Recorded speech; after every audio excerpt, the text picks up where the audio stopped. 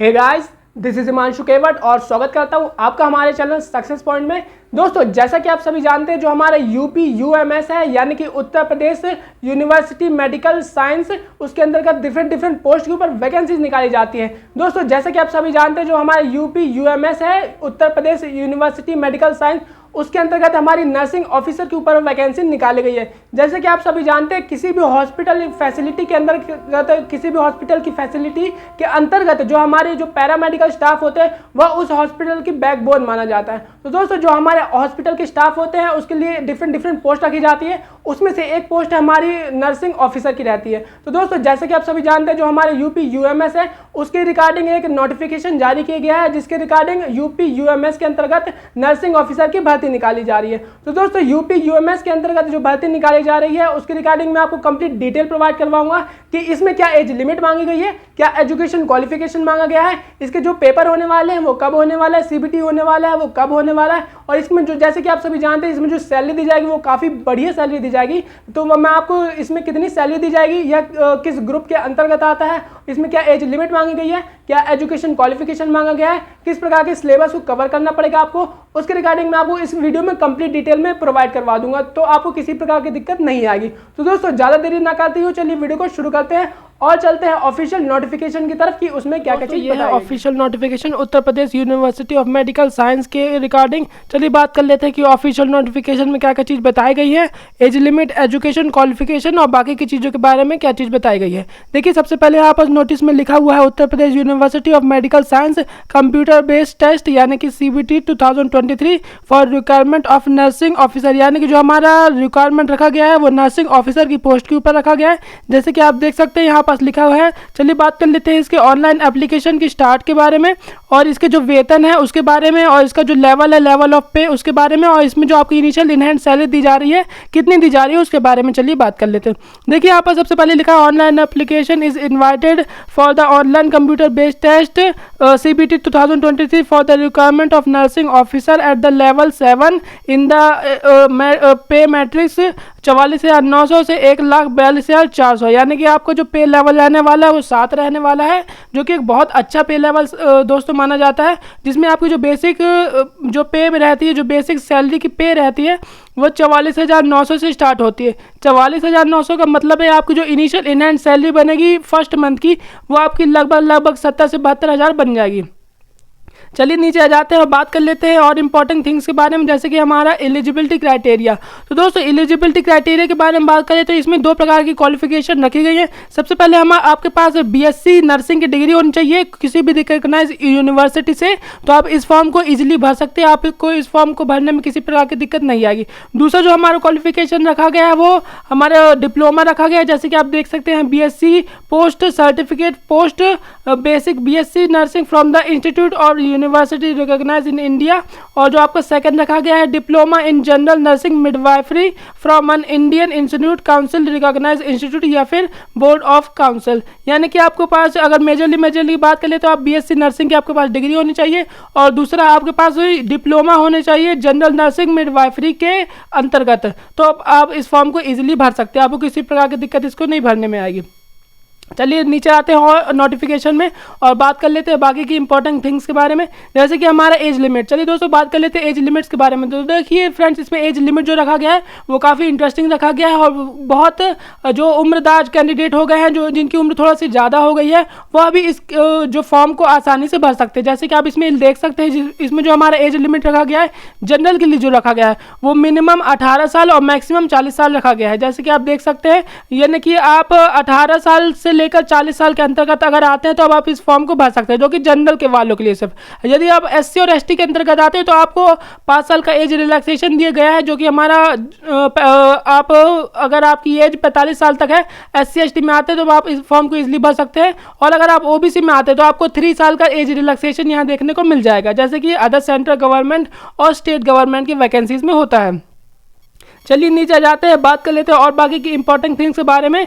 देखिए friend, number of post और number of vacancies के बारे में चलिए बात कर लेते हैं। तो दोस्तों देखिए, हमारी टोटल नंबर ऑफ वैकेंसी 600 निकली हुई है, जिसमें से हमारी जनरल के लिए वैकेंसी 240, ईडब्ल्यूएस के लिए 60, ओबीसी के लिए 162, एससी के लिए 126 और एसटी के लिए हमारी 12 वैकेंसी निकल के आ चुकी है।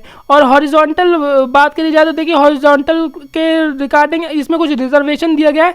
जैसे कि आप देख सकते हैं, एक्स सर्विसमैन के लिए 5% का वैकेंसी इस पर रिजर्वेशन दिया गया है। जैसे कि आप मान सकते हैं 30% या 30% नहीं, 30 वैकेंसी जो टोटल हमारी है वो एक्स सर्विसमैन के लिए रिजर्व रख दी गई है।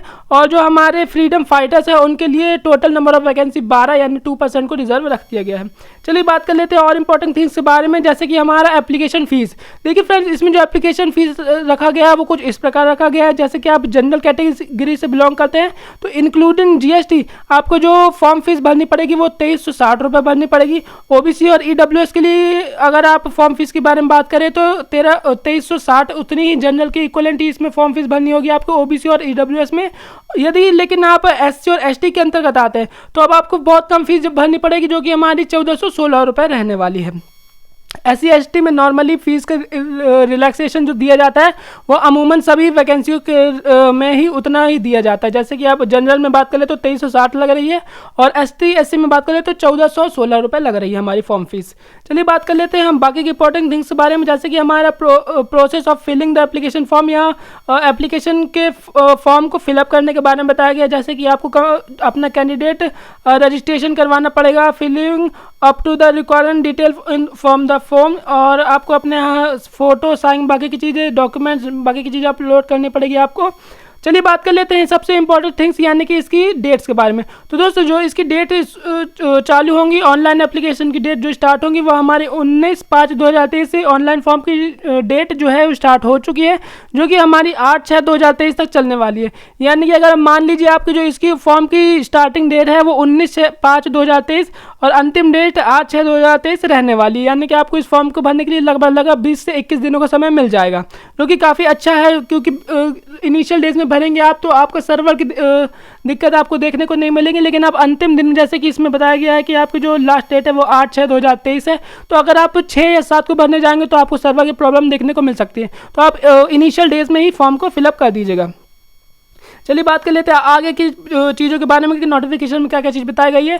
उसमें से एक इंपॉर्टेंट थिंग्स हमारा एज रिलैक्सेशन। देखिए मैंने जैसे कि आपको भी पता है, जो अगर आप SC ST से बिलोंग करते हैं तो आपको 5 साल का एज रिलैक्सेशन देखने को मिल जाएगा। लेकिन अगर आप OBC से बिलोंग करते हैं तो आपको 3 साल का एज रिलैक्सेशन देखने के लिए मिल जाएगा। कास्ट सर्टिफिकेट के बारे में बात कर ले तो देखिए, जो आपका कास्ट सर्टिफिकेट बना होना चाहिए, या आप SC ST OBC से अंतर्गत आते हैं तब आपको कास्ट सर्टिफिकेट देना अनिवार्य है। जनरल से आते हैं तो आपको किसी प्रकार कास्ट सर्टिफिकेट नहीं लगेगा। लेकिन अगर आपने कास्ट सर्टिफिकेट नहीं रखा लेकिन आप फिर भी SC ST OBC से आते हैं तो आप एज अ जनरल काउंट किए जाएंगे। तो देखिए, अगर कास्ट सर्टिफिकेट के बारे में बात कर ले तो आपका जो कास्ट सर्टिफिकेट रहना चाहिए, जैसे कि इसमें बताया गया, the certificate of OBC candidate must be issued after 1 जनवरी 2023। यानी कि जो आप OBC के अंतर्गत अगर आप आते हैं तो आपका जो कास्ट सर्टिफिकेट बना होना चाहिए वो 1 जनवरी 2023 के बाद का बना होना चाहिए। पहले का जो कास्ट सर्टिफिकेट रहेगा वो मान्य नहीं होगा। तो अगर आपने बनवाया नहीं तो अभी बनवा लीजिएगा, क्योंकि कास्ट सर्टिफिकेट को बनने में ज़्यादा टाइम नहीं लगता। आपकी फॉर्म की अंतिम डेट से पहले तक अगर आपका जो कास्ट सर्टिफिकेट है वो बन जाए तो आप ज़रूर बनवा लीजिएगा। चलिए बाकी की चीज़ों की हम बात कर लेते हैं, जैसे डॉक्यूमेंट रिक्वायर्ड आर, जैसे कि इसमें क्या क्या चीज़ बताई गई, जो आपके डॉक्यूमेंट लगेंगे फॉर्म भरते टाइम उसके बारे में बताया गया है। जैसे कि आपका साइन होना चाहिए, स्कैन्ड साइन होना चाहिए। और फोटो साइन के बारे में अगर बात करें तो जो आपका फ़ोटो रहने वाली तो आप उसको वाइट या फिर लाइट येलो बैकग्राउंड में ही अपने फ़ोटो को स्कैन करवा के अपलोड करवाइएगा, क्योंकि अगर आपने कोई डार्क बैकग्राउंड चूज़ किया या फिर आपने फ़ोटो को किसी प्रकार से जो बैकग्राउंड है उसमें मिस्टेक कर दी तो आपका फॉर्म के रिजेक्शन के चांसेस बन सकते हैं। तो आप अपना फॉर्म में जो फ़ोटो लगने वाली है और जो साइन है उसको अपने केयरफुली ही अपलोड कीजिएगा। चलिए बात कर लेते हैं बाकी की चीज़ों के बारे में, और जैसे कि इसमें बताया गया पैटर्न ऑफ स्कीम और कंप्यूटर बेस्ड टेस्ट के बारे में बात कर लेते हैं। चलिए बात कर लेते हैं इसके एग्जाम स्कीम ऑफ एग्जामिनेशन के बारे में। तो देखिए फ्रेंड, जैसे कि आप देख सकते हैं, the duration of the test shall be 3 hours. यानी कि जो आपका टेस्ट होने वाला है CBT यानी कंप्यूटर बेस्ड टेस्ट होने वाला है वो टोटल 3 घंटे का टेस्ट होने वाला है। जिसमें आपके 200 नंबर के MCQ आएंगे, जो टोटल 600 मार्क्स के रहने वाले हैं। जैसा कि आप देख सकते हैं, एक क्वेश्चन आपका 3 नंबर का रहने वाला है, तो 200 क्वेश्चन आपके 600 नंबर के रहने वाले हैं, जो कि आपके इंग्लिश और हिंदी बोथ लैंग्वेज में आने वाले हैं। जिसमें से अगर डिवाइडेशन की बात कर ले तो 170 जो MCQ रहने वाले हैं वो नर्सिंग सब्जेक्ट यानी कि जो आपने BSc करके रखा है उसमें से रहने वाले हैं, और जो आपके 30 MCQ रहने वाले हैं जिसके लिए आपको 90 नंबर दिए जाएंगे, उसमें आपके जो सब्जेक्ट इंक्लूड है उसमें से आते हैं general English, general knowledge, current affair, reasoning और मैथमेटिक्स। अगर वेटेज की बात कर ले तो आपको जो BSc नर्सिंग का जो सिलेबस है उसमें ही उसके हिसाब से ही आपका वेटेज रखा गया है, उस वही कट ऑफ और सिलेक्शन को डिसाइड करने वाला है। चलिए बात कर लेते हैं बाकी की चीज़ों के बारे में। जैसे कि सी कॉलम के में बताया गया है नेगेटिव मार्किंग के बारे में, तो आपकी 0.33 नंबर की नेगेटिव मार्किंग भी रहेगी, यानी कि परसेंटेज वाइज बात कर ले तो 1/3 नंबर की आपकी नेगेटिव मार्किंग इसमें रहने वाली है। और बाकी की चीज़ों के बारे में बात कर लेते हैं, जैसे कि हमारा रिजोल्यूशन ऑफ टीयर केसेस के बारे में। जैसे कि इसमें बताया गया है merit list will be reflected authority in CBT score, यानी कि जो आपके CBT स्कोर रहेगा उसके रिगार्डिंग आपकी मेरिट लिस्ट को जारी किया जाएगा।